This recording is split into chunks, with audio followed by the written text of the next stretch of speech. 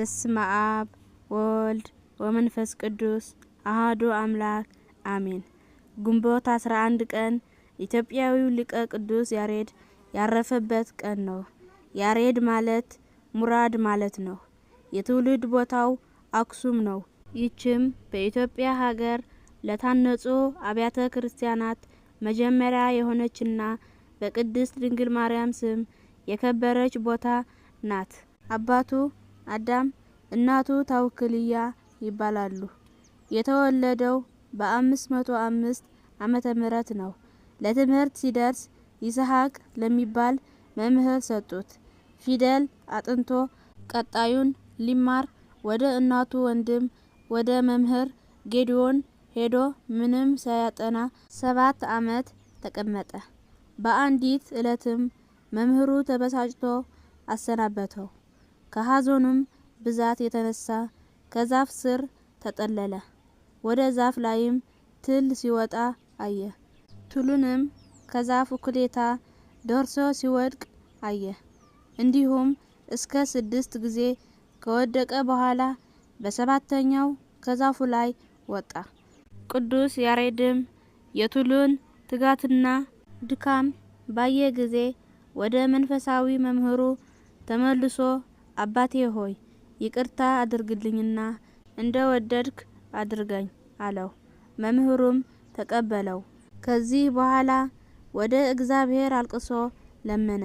እግዚአብሔርም ልቦናውን በመንፈስ ቅዱስ ብሩህ አደረገለትና በአጭር ጊዜ ውስጥ የብሉይና የሐዲስን መጻሕፍት አወቀ። ዲቁናም ተሾመ። ከዚያ በኋላ በዚያን ወራት እንደ ዛሬው በከፍተኛ ቃል የመዝሙር ማህሌት የለም ነበር፣ በትሁት እንጂ። እግዚአብሔርም ከኤዶም ገነት 3 ወፎችን ላከለት። እነርሱም በሰው አንደበት ተናገሩት። ወደ ኢየሩሳሌም ሰማያዊትም አወጣው። 24ቱ ካህናተ ሰማይ የሚያመሰግኑትንም ማህሌታቸውን ተማረ። እንዳለ ሊቀ ነቢያት ኢሳይያስ በትንቢቱ ኢሳይያስ ምዕራፍ 6 ቁጥር 2 ወደ መኖሪያው ምድርም በተመለሰ ጊዜ በአክሱም ዳር ወደ ከበረች ቤተክርስቲያን በ3 ሰዓት ገባ። በታላቅ ቃል ሃሌሉያ ለአብ ሃሌሉያ ለወልድ ሃሌሉያ ለመንፈስ ቅዱስ ቀዳሚሃ ለጽዮን ሰማየ ሰረረ ወበዳግም አርአዮ ለሙሴ ዘከመ ይገብር ግብራ ለደብተራ ብሎ በዜማ አመስግኗል። የጽዮንም ደገኛዋ ሰማይን ፈጠረ። ዳግመኛም እንዴት እንደሚሰራት የድንኳንን አሰራር ለሙሴ አሳየው፣ አስተማረው አለ። ይህንም ምስጋና አርያም ብሎ ጠራው። የዝማሬውንም ድምፅ በሰሙ ጊዜ ንጉሱም፣ ንግስቲቱም፣ ጳጳሱም፣ ካህናቱም፣ የመንግስት ታላቆችና ህዝቡ ሁሉ ወደ እርሱ ሮጡ፣ ሲሰሙትም ዋሉ። ከዚያም በኋላ ከዓመት እስከ ዓመት በየክፍለ ዘመኑ በክረምትና በበጋ በመጸውና በጸደይ በአጽዋምና በበዓላት በሰንበትም እንዲሁም በመላእክት በዓል በነቢያትና በሐዋርያት በጻድቃን በሰማዕታት በደናግልም በዓል በሚሆን አድርጎ ከ3ቱ ዜማው ሰራ። ይኸውም ግዕዝ፣ እዝል፣ አራራይ ነው። የሰው ንግግር፣ አእዋፍ፣ የእንስሳትና የአራዊት ጩኸት ከዚህ ከ3ቱ ዜማው አይወጣም ይላሉ አበው። በአንዲት ዕለትም ቅዱስ ያሬድ ከንጉስ ገብረ መስቀል እግር በታች ቆሞ ሲዘምር፣ ንጉሱም የያሬድን ድምፅ እያዳመጠ ልቡ ተመስጦ የብረት ዘንጉ በያሬድ እግር ላይ ተከለው። ከእርሱም ደመና ውሃ ፈሰሰ። ያሬድም ማህሌቱን እስከሚፈጽም አልተሰማውም። ንጉሱም አይቶ ደንግጦ በትሩንም ከእግሩ ላይ ነቀለ። ስለፈሰሰው የደምህ ዋጋ የፈለከውን ለምነኝ ብሎ ለቅዱስ ያሬድ ነገረው። ቅዱስ ያሬድም ላትከለክለኝ ማልልኝ አለው። ንጉሱም በማለለት ጊዜ ወደ ገዳም ሄጄ እመነኩስ ዘንድ ማልልኝ አለው። ንጉሱም ሰምቶ ከመኳንንቶቹ ጋር እጅግ አዘነ፣ ተከዘም። እንዳይከለክለውም መሐላውን ፈራ። እያዘነም አሰናበተው።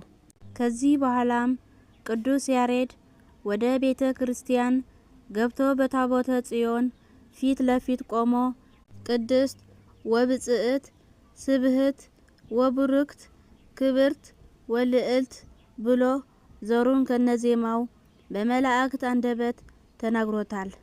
አንቀጸ ብርሃን ማዕረገ ሕይወት ፈጽሞ የተመሰገንሽ የከበርሽና ከፍ ከፍም ያልሽ የብርሃን መውጫ የሕይወት ማዕረግ የሚለውን ምስጋና እስከ መጨረሻው ሲናገር ክንድ ያህል ከምድር ከፍ ከፍ አለ።